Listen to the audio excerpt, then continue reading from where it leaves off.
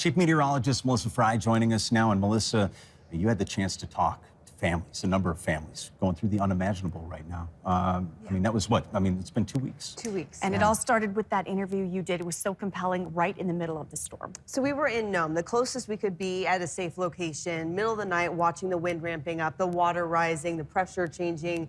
We knew the impacts were going to be extreme. But there was a message I got early that morning that was just really terrifying. It was a simple message. She said, Melissa, my house is actively floating away. Here is the journey of the Paul family from the storm to today. For more than 30 years, this was home for Tamua Paul. Her family has been here for generations. But today, this is where we used to live. It's a new reality for Kipnuk. I can't believe this. That's all I thought. It's still unbelievable. I'm all right. I'm just scared. We first met Tamua on the phone as it was happening while her house was floating away and she was inside.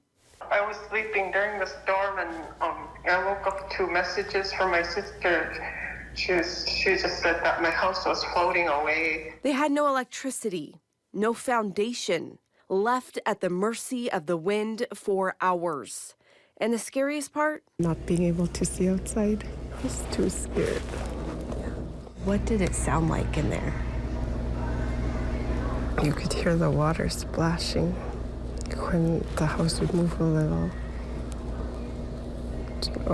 Walking around, we could just hear water splashing. I went towards my door and I saw water splashing inside through the sides. But man, when I think of it, I get so sad because I called my sister and she was like, "You're floating, your house is floating away." And I was like, "What?" I turned on my flashlight, I put on my sandals, and I realized my floor is wet. So I went to go change to boots. And I got my kids' boots ready and I woke them, "But you guys put your boots on." I realized the water wasn't high enough as my bed, so I told them, "Let's just go lay on my bed." I think they were scared too, and I was so scared. Yeah. We were just crying together. The last few hours we were just waiting and waiting, trying to be patient for somebody to save us. And eventually someone did. I think it took her like 4 kicks to kick it open. I just grabbed my niece and I hugged her. But when they stepped outside, they realized they were no longer in Kipnuk. The village was so far.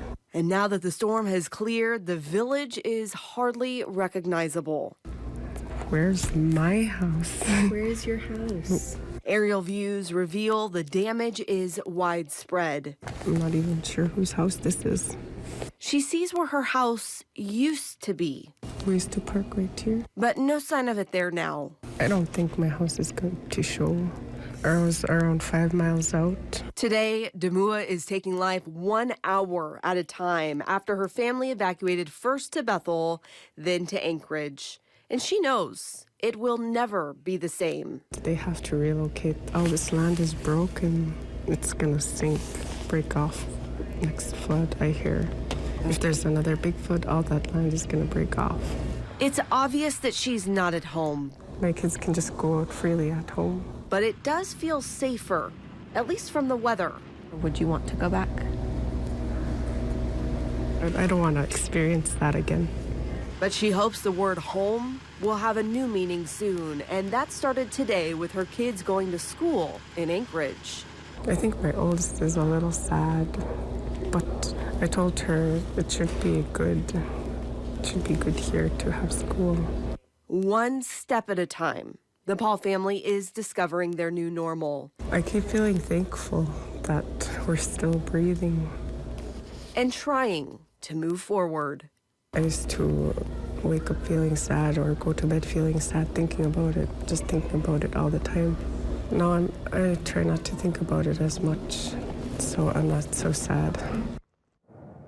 The loss is just hard to even comprehend. Tamua told me that while they were floating, she did think the entire home was going to collapse around her, and she knew there was a strong chance that they would not make it out. They are safe now, but they really don't know what's next. She does hope to have her own home again someday and a new future right here in Anchorage.